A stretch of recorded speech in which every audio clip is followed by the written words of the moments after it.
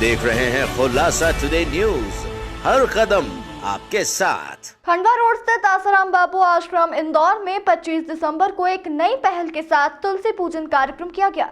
आसाराम बापू के भक्त Christmas day पर 25 दिसंबर सोमवार को तुलसी पूजन दिवस का आयोजन करते हैं। तुलसी पूजन कार्यक्रम में शहर के कई स्कूल के बच्चे शामिल हुए। मीडिया से चर्चा करते हुए बताया गया कि तुलसी पूजन कार्यक्रम में पधारे गणमान्य जन तुलसी माता पर दीप प्रज्वलित कर रोली चंदन लगाकर उनकी परिक्रमा करेंगे। इस मौके पर तुलसी के पौधों का वितरण किया जाएगा। वहीं बताया कि तुलसी के काफी फायदे भी मनुष्य को होते हैं। पूज्य बापूजी ने करीब 2014 में 25 दिसंबर को तुलसी पूजन मनाने की सुंदर सौगात समाज को दी और विश्व भर में यह दिवस व्यापक तौर पर मनाया जाता है। 25 दिसंबर को क्रिसमस मनाया जाता है, जो कि एक यूरोपियन त्यौहार है और हमारे यहाँ पर त्योहारों की कोई कमी नहीं है। कहते हैं हमारे पास 40 पर्व हैं और सबको बड़े धूमधाम से मनाया जाता है। हम वो लोग हैं, हम वो सनातनी लोग हैं जो किसी की मृत्यु को भी पुण्यतिथि के रूप में हम धूमधाम से मनाते हैं। तो हमारे यहाँ पर कोई शोक मनाने का कोई प्रसंग ही नहीं है, कोई औचित्य ही नहीं है और हमको किसी दूसरे पर्व त्योहार की ज़रूरत भी नहीं है। लेकिन हुआ क्या कि कुछ वर्षों पूर्व क्रिसमस मनाने के नाम पर अश्लीलता और पाश्चात्य संस्कृति का अंधानुकरण, ये सारी चीज़ें काफ़ी फैली और इसके अगर हम लोग सर्वे जो हुए हैं उसके अगर हम रिकॉर्ड निकालें तो उसमें पता चलता है कि आज के दिन पार्टीज़ के नाम पर आत्महत्याएँ, अश्लीलता और ये सारी चीज़ें बहुत ज़्यादा, अपराध बहुत ज़्यादा होते हैं।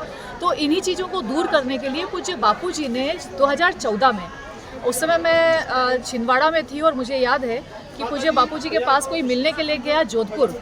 बापूजी ने वहाँ पर कहा कि 25 दिसंबर को हमको तुलसी पूजन दिवस के रूप में घोषित करना है और तुलसी पूजन करना है।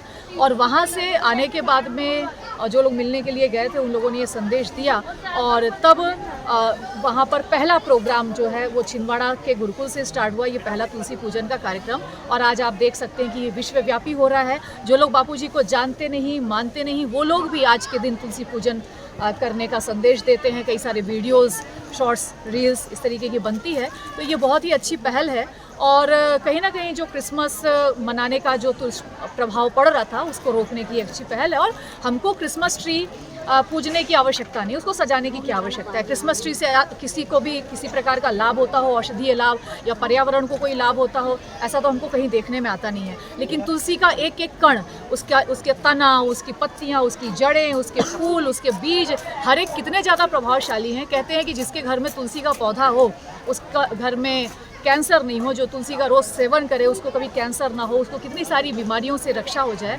तो तुलसी की महिमा अपरंपार है और हम अपने तुलसी को छोड़ करके और क्रिसमस ट्री का पूजन करें। एक और इसमें हम अगर देखें साइड इफ़ेक्ट है वो ये है कि क्रिसमस ट्री सजाने के नाम पर पेड़ को काट दिया जाता है। हमारे यहाँ पर ये करने की ज़रूरत नहीं, हमने तो गमले में लगाया और गमले में ही पूजन किया, जल दिया। तो किसी भी पौधे का नुकसान नहीं है, पर्यावरण का नुकसान नहीं है। तो ये बहुत ही ऊंचा कार्यक्रम है जो पूज्य बापूजी के द्वारा शुरू किया गया और आज जगत व्यापी हो रहा है। नववर्ष पे आने वाला, तो नववर्ष के लिए कुछ नए कार्यक्रम की तैयारी है? बिल्कुल, नववर्ष पे हमारे यहाँ पर नववर्ष की पूर्व संध्या पर भजन संध्या का कार्यक्रम कई वर्षों से मनाया जा रहा है नरसिंह वाटिका में। आप सभी आमंत्रित हैं, जिन लोगों तक मेरा मैसेज पहुँचे वो सभी लोग आप वहाँ पर सादर आमंत्रित हैं। और नववर्ष की पूर्व संध्या को भी कितने वाहियात तरीके से मनाया जाता है, सब किसी से कुछ छुपा नहीं है। और क्यों ना हम उस पूर्व संध्या को भगवान के भजन से शुरुआत करें, भगवान के भजन में डूब करके, भगवान की भक्ति में डूब करके शुरुआत करें। और इसका कार्यक्रम होता है नरसिंह वाटिका। आज यहाँ पर कितने लोगों ने पार्टिसिपेट किया? यहाँ पर लगभग 300 तो हमारे बच्चे ही हैं और इसके अलावा ये जो आप देख सकते हैं दूसरे विद्यालयों के भी बच्चे आए हैं, यहाँ पर साधक भी आए हैं और अभी आते भी रहेंगे क्योंकि तुलसी पूजन का कार्यक्रम है। तो सुबह जो नहीं पहुँच पाए हैं वो लोग भी अभी आएंगे और पूजन करेंगे। इंदौर से अजय मालवी की रिपोर्ट।